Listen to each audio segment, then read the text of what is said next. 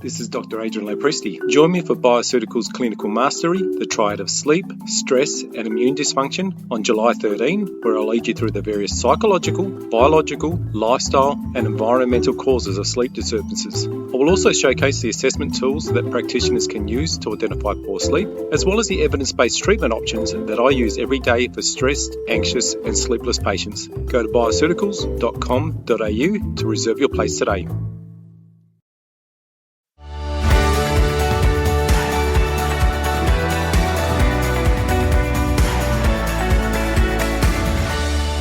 Hi, and welcome to FX Medicine, where we bring you the latest in evidence-based integrative, functional and complementary medicine.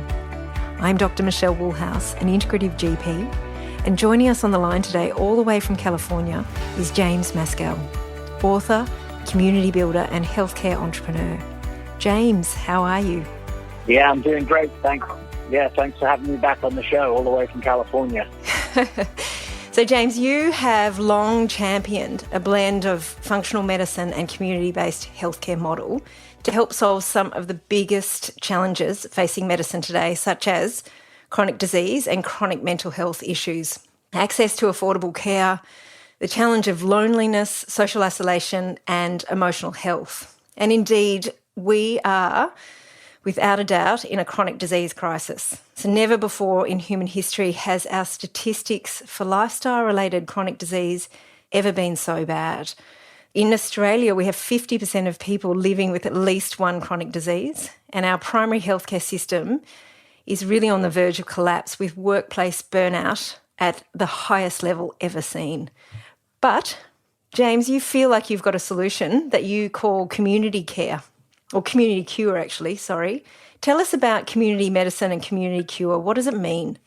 Yeah, I appreciate it. So I guess the last time I was on this podcast a few years ago, we had been making efforts for really about a decade, but particularly the last few years to try and make it more palatable and easier for doctors to learn to practice this new operating system of medicine that, I like functional medicine because there's a specific system where you could have practitioner teams, but ultimately it's a lifestyle first root cause approach. And, I think the reason why that's so valuable is because the elegance of the solution, I don't mean to tell everyone who's on here that the elegance of the solutions provided, creating long-term self-efficacy in patients and empowering them towards participating in their health, that is a worthy goal. But ultimately, I came to a conclusion in 2018 that the delivery of that medicine is so inefficient, right? Long appointments with doctors, that ultimately it could never become the new standard of care. It was always too inefficient.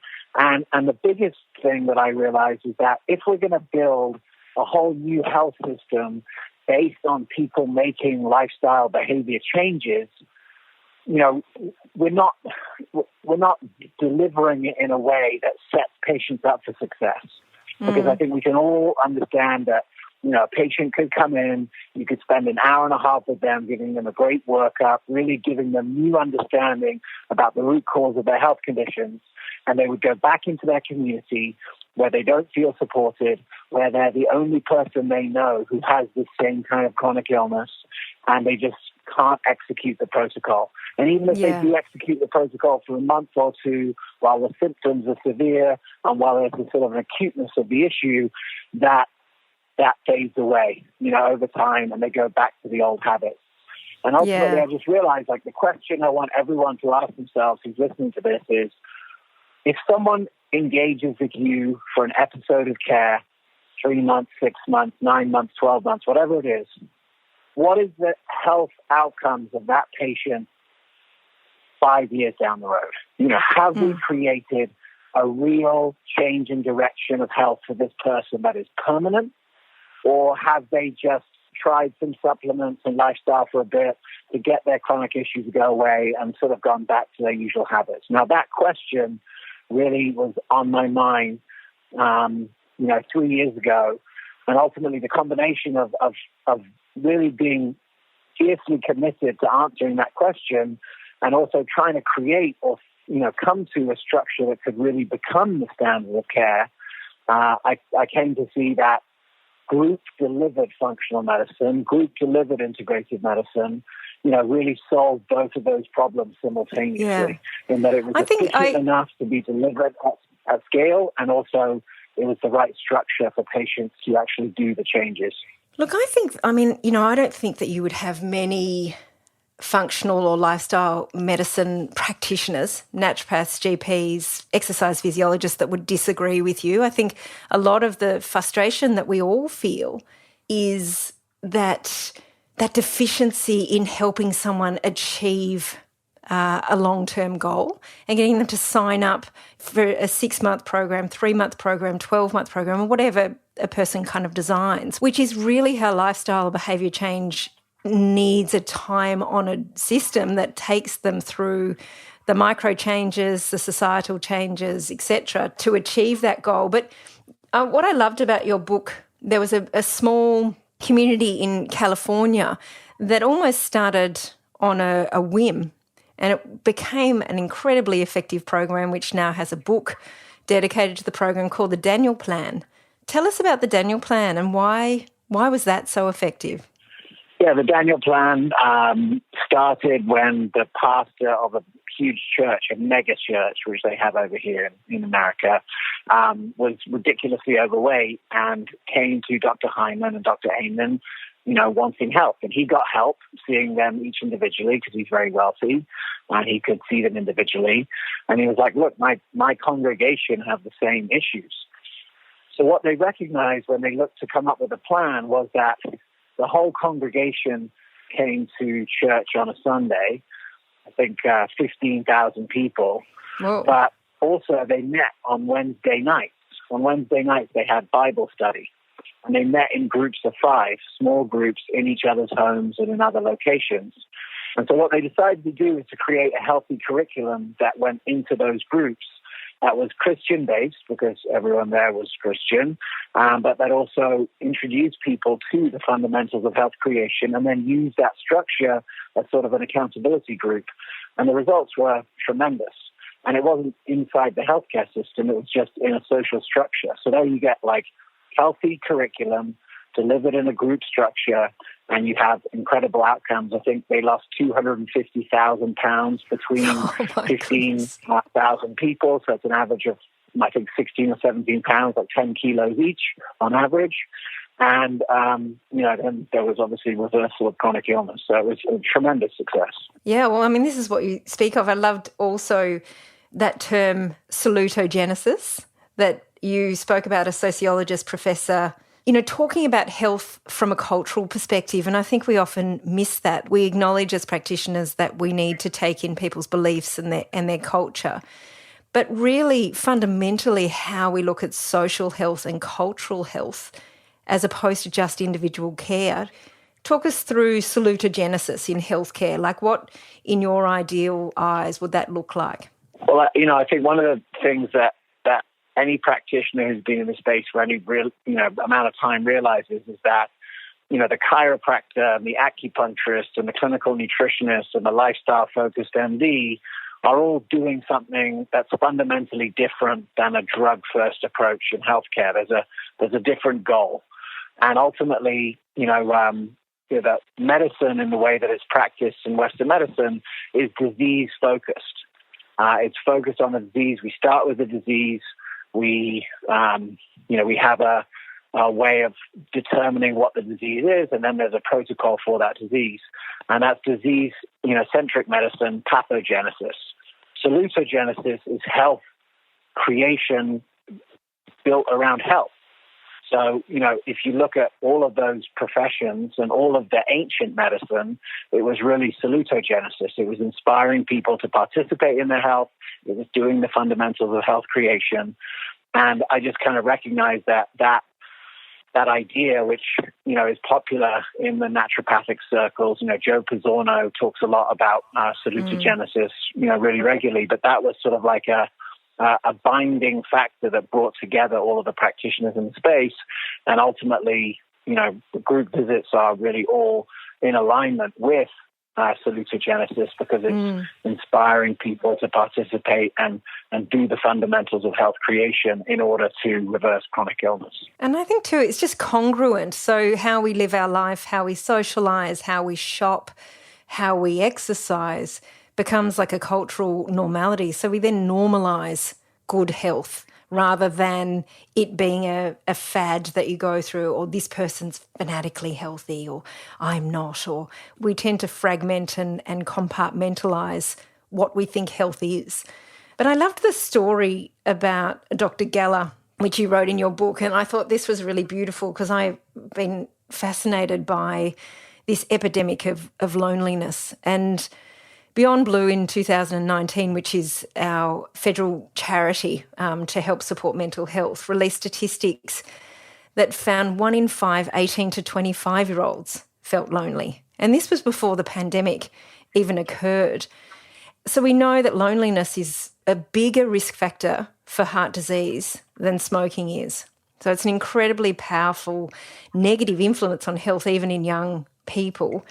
And so community care is often touted as this innovative and creative solution to loneliness, but obviously we can't really promote a loneliness cure because not really very many people will sign up for it. But tell us about the role that community medicine or shared medical appointments have in trying to combat the epidemic of loneliness.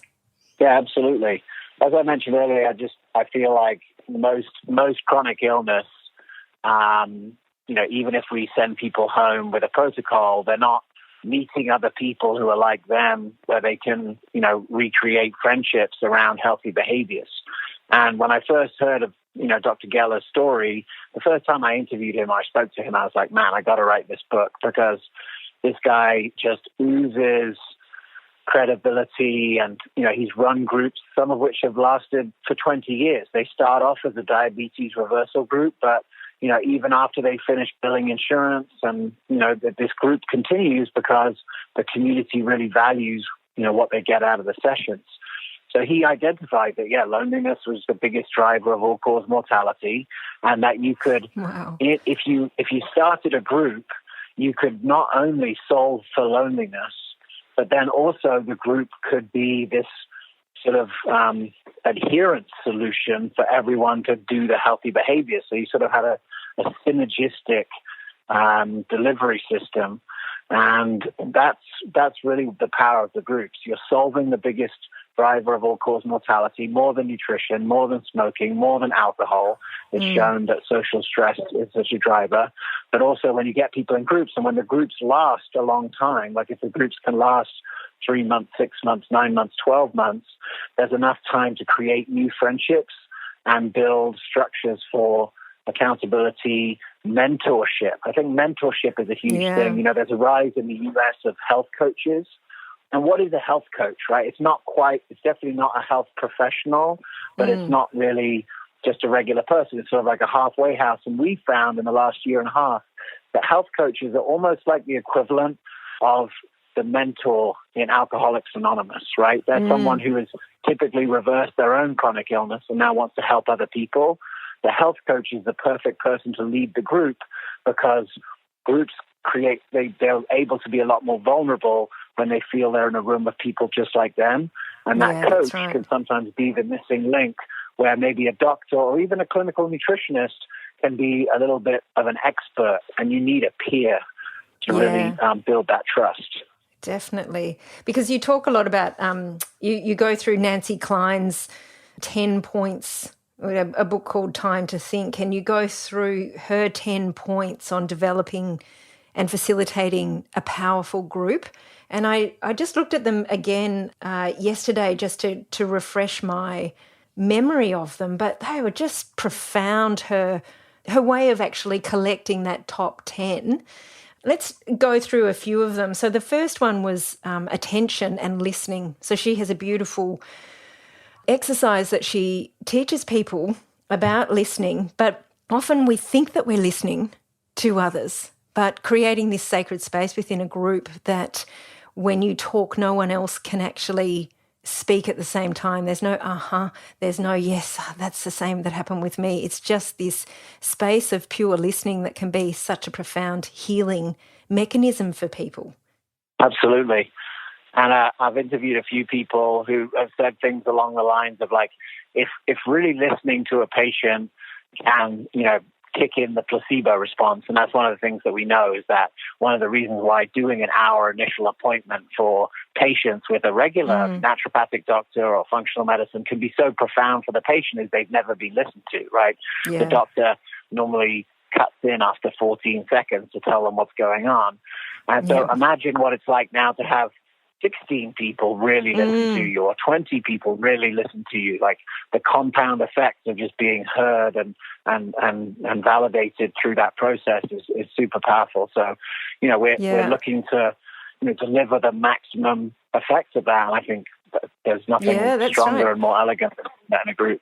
It'd be amazing to actually do the biology, the almost neurobiology or pathophysiology of that in terms of like seeing people's cortisol levels go down or inflammation markers. I mean, it'd be an amazing study. But the other one that I loved was equality. So she talks about everybody having this sense of equal time because there is this unspoken inequality within our community. And I love the fact that she weaved in that sense of equality within the group. So everybody has the same time, the same resources, the same opportunities to speak, to listen, etc. I thought that was a really beautiful part that would probably have a very profound effect on the healing essence as well. Yeah, even if you don't use that time, to just know that you have it can be healthy as well. That's right. And I think I loved also her sense of she has this, towards the end of her top 10, the number 9 was developing a sense of place. And she spoke about how a lot of patients or a lot of clients feel out of place within the system. So they just feel so overwhelmed by the system. They don't feel like they belong. And she had this terminology that the group creates a feeling of you matter. And again, it's that same sort of sense of equality and listening, this profound ability to be seen and to be listened to be heard, but to also just hold space for yourself while your community also does that too. One of the things that I found when I started using shared group appointments was trying to get people over the line.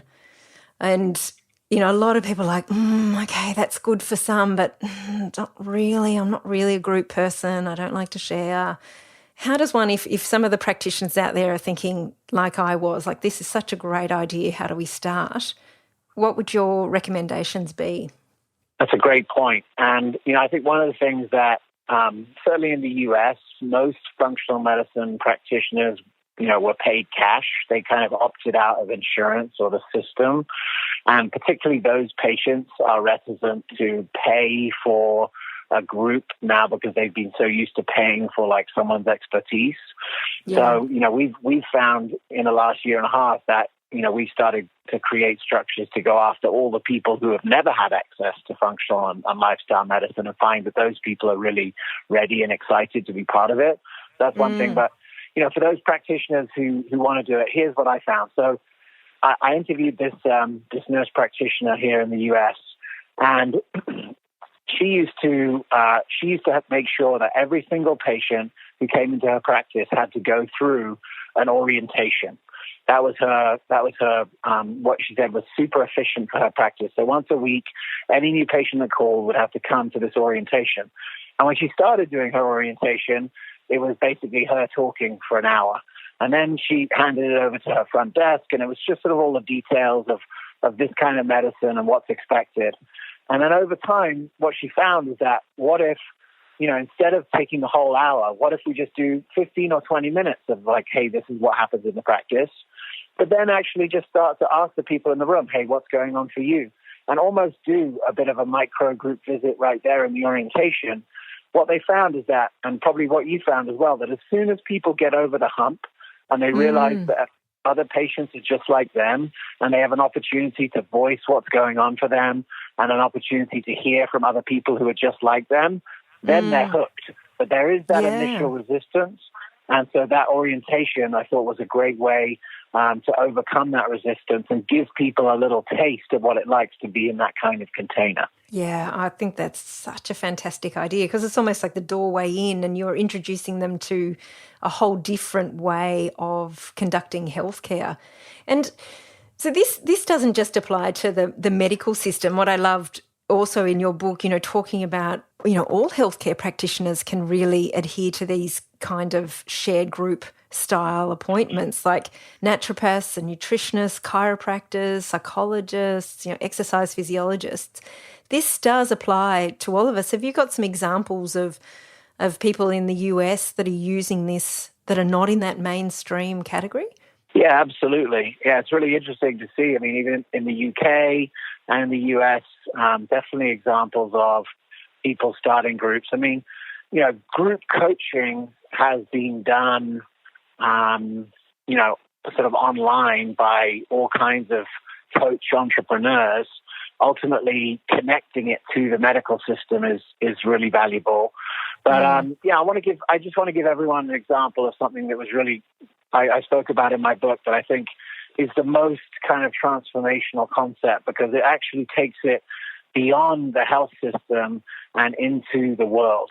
I mentioned there Dr. Joel Kahn, who's a cardiologist, and he had a patient who was telling him it was hard for him to make the lifestyle changes. So they started together this thing called the plant-based nutrition support group. So it was really like, how do you get men to eat vegetables, which I'm sure many people who are listening to this have struggled with.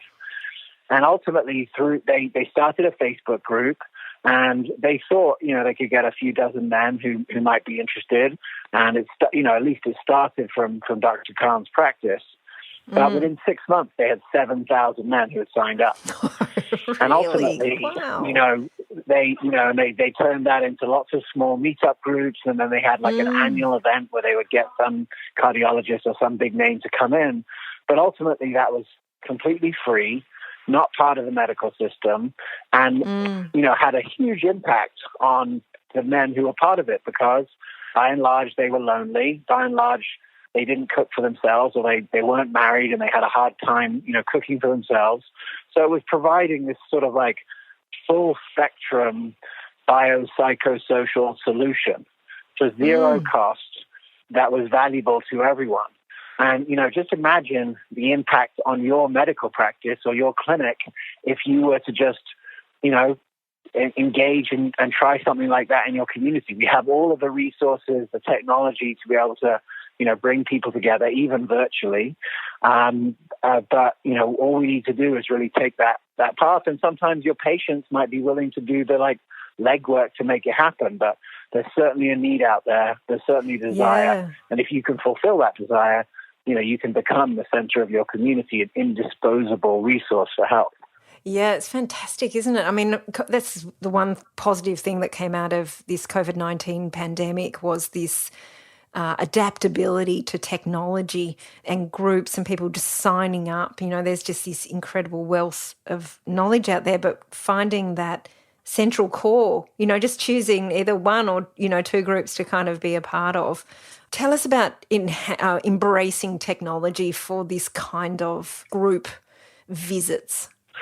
Well, look, the book came out January 2020, and I was all gung-ho about, convincing the world that they should do functional medicine groups, only to find that, groups were no longer possible 2 months later. And not just the functional medicine group movement that was on its very, earliest days, but also, what about all Alcoholics Anonymous, Narcotics Anonymous, addiction groups, all just destroyed overnight, essentially.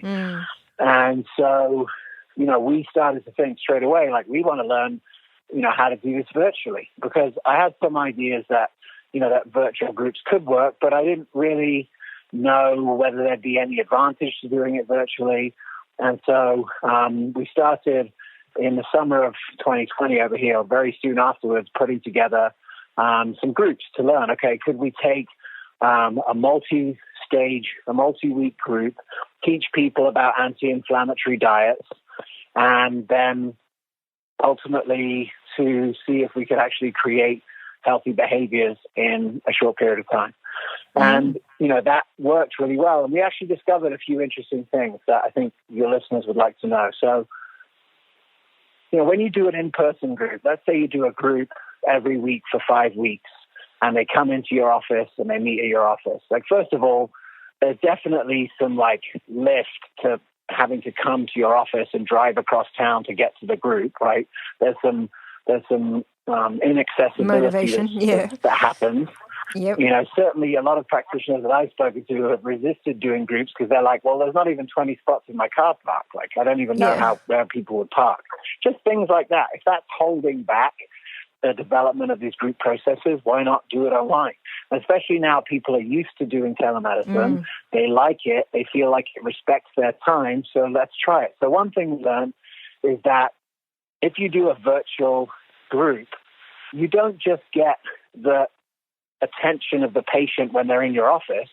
You get their attention actually 24/7. Like if you have a group every week and in the middle of the week you send them a video to watch and comment on, they watch it because they're engaged into the group, and you're actually getting a lot more sort of engagement from them. And ultimately it's that engagement that really makes the impact, that really changes behavior. So that was a big thing. Like a digital first experience means that you sort of have more attention from the patients in between the sessions.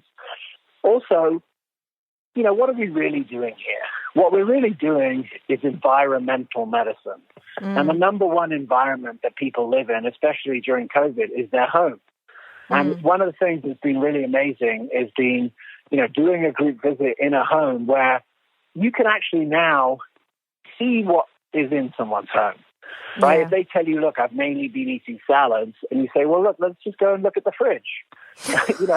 You can see what's actually going on, right? And if it's only beer in the fridge, you might have some people turning off their video at that particular time and claiming electricity strike. I'm not saying doing that on the first session. You may have to build credibility and build trust first. Yeah, but, for sure. In reality, be able to see a little bit of what people's life is like, it gives you a window into that. And I think telemedicine does allow us that. It allows us to see people in their environment and can give us a lot of clues to really, understanding people's life and coming up with solutions that can help them.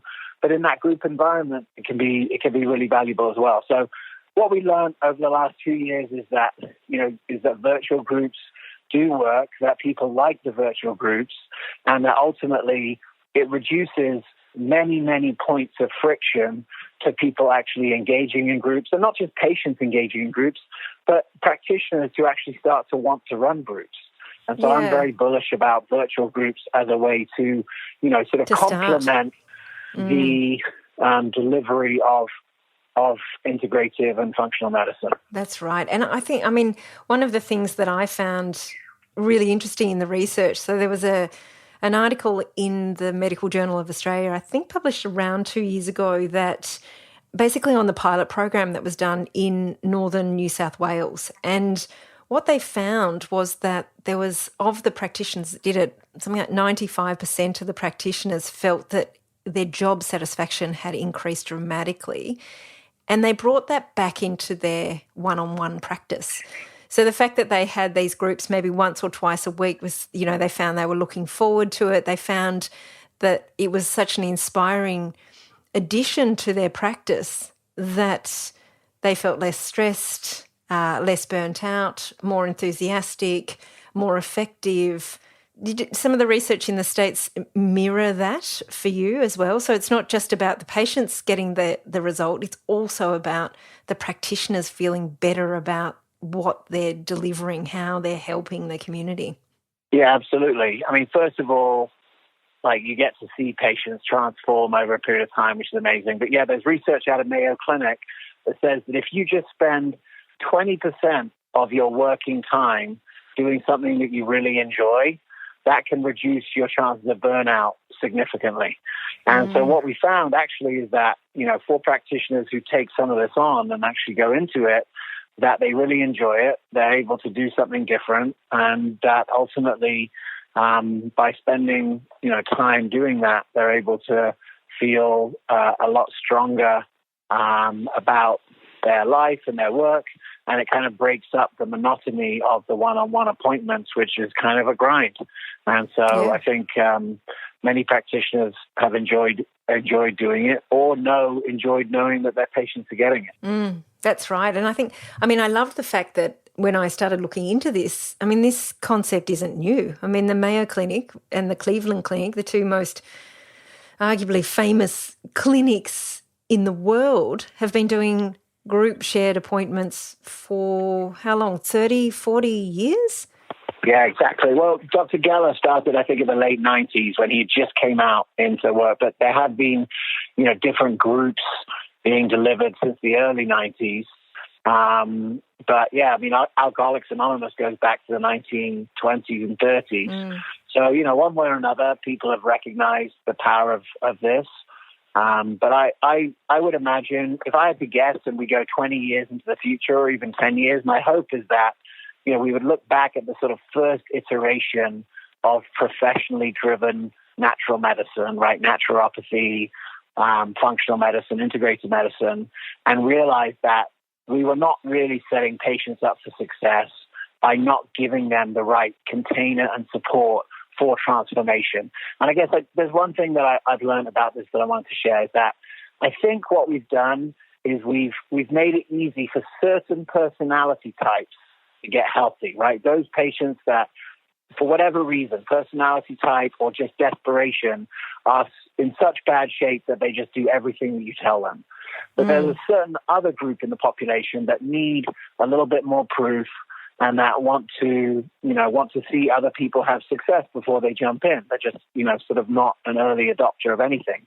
When you put those two types of people in a group together, the people who are the quick starts, who just run to the beginning, they inspire the other people to participate, because the other people see the early people starting, just going with it and getting great results. And then maybe when those first early people kind of burn out because they start quick but they can't sustain, they get the sustaining energy from the other people who are slower to start but can sustain. And that's the power of these multi-month groups where they last for 6 months or longer, in that you actually start to feel this whole container happen where the different personality types become a benefit to everyone. And that's why, in the project that I've been working on to deliver virtual groups, the outcomes are so tremendous.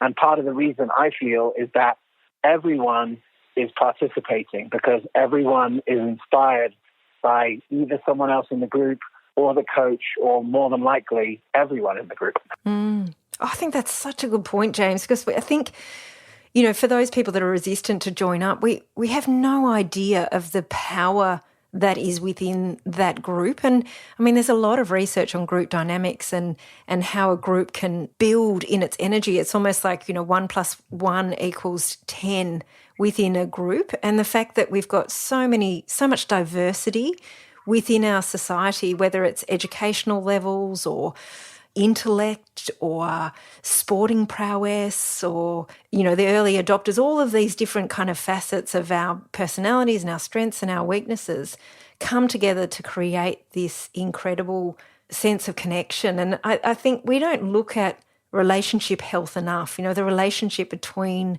each of us within our society. We talk about the health of an intimate relationship, sure, or a family relationship, but the health of a society we just haven't really made that connection between our individual health and our society's health. And, we're wired for connection and we're wired for protection. I just love the fact that you mentioned, some of those people that can, bring someone forward, and then that person that has been brought forward, and, if the stronger one then has a little dip, then, they can be the inspiring one. That's such a beautiful image of how we can all get better together. Yeah, the name of the book was, the subtitle was Transforming Health Outcomes Together. And, as we've really jumped into this, I've seen that, not only is this a great health intervention, but this is actually a great societal intervention too, to have groups with different ethnic backgrounds and different socioeconomic statuses united around their chronic illness and wanting to overcome their chronic illness and working together to overcome the chronic illness. That's real. That has been really profound. And, these groups have created, especially in the groups that we've seen that focus around, chronic illness, we've seen real relationships develop that never would have developed, without this kind of connection. And for those doctors and practitioners and naturopathic doctors who are listening, that those patients are in your mind. If you think about your patient population, you probably know that you have these different kind of patients from different groups. Imagine if they were together, once a month, once a week, and starting to build friendships and starting to support each other and implementing the protocol that you gave them. That's powerful medicine. It doesn't need to cost a lot, and it can really exponentially increase your practice outcomes. Absolutely. And I think the cost is really important as well. I mean, as you mentioned in the introduction, that integrative medicine can be an expensive way to impart lifestyle medicine, functional medicine. That one-on-one care is much more expensive than this group work. And so we're basically sharing costs, sharing stories, sharing human connection. And so it's this sense of financial burden that is shared as well.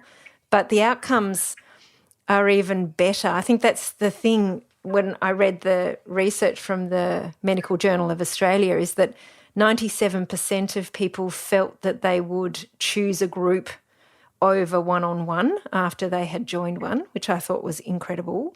And then, but also the effectiveness of the healthcare was much better than that one-on-one care. So it's not just better for the practitioner and a better feeling. It's not just a feel-good medicine. It's actually much more effective in terms of sustaining that, but also just all of the other intangibles or immeasurables that come with it. Yeah, absolutely. Yeah, there are immeasurable benefits for sure, and I think that's really well said.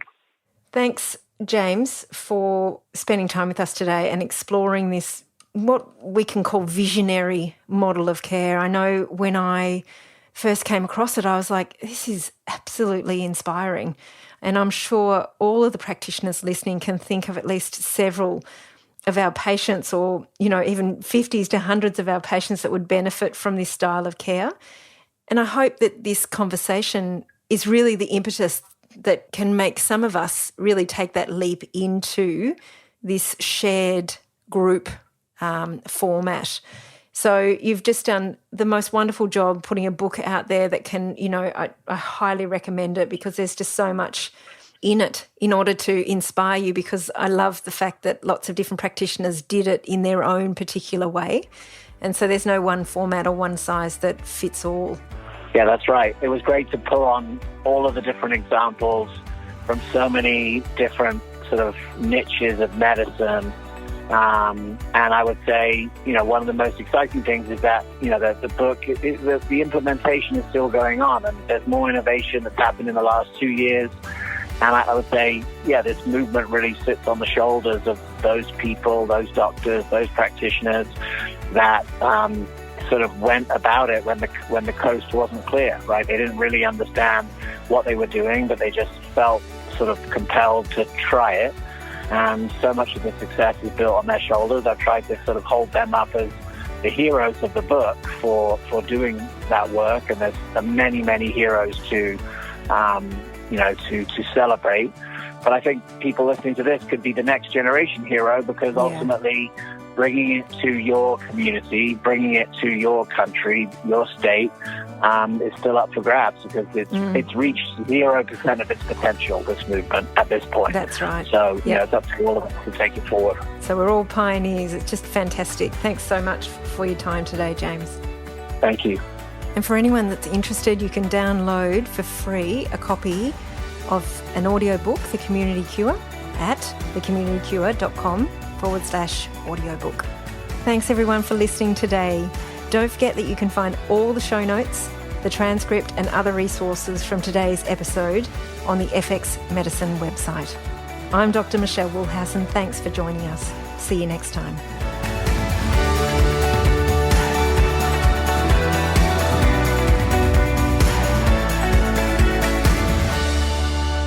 This podcast is intended as healthcare practitioner education only, and it is not a substitute for medical advice, diagnosis, or treatment.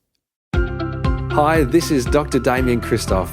Join us on FX Medicine next week, where I'll be talking to sports naturopath Kate Smythe about sports naturopathy, iron deficiency, and nutritional approaches to an athlete's performance. Subscribe to us on your favourite podcast app and follow us on social media to make sure you never miss an episode.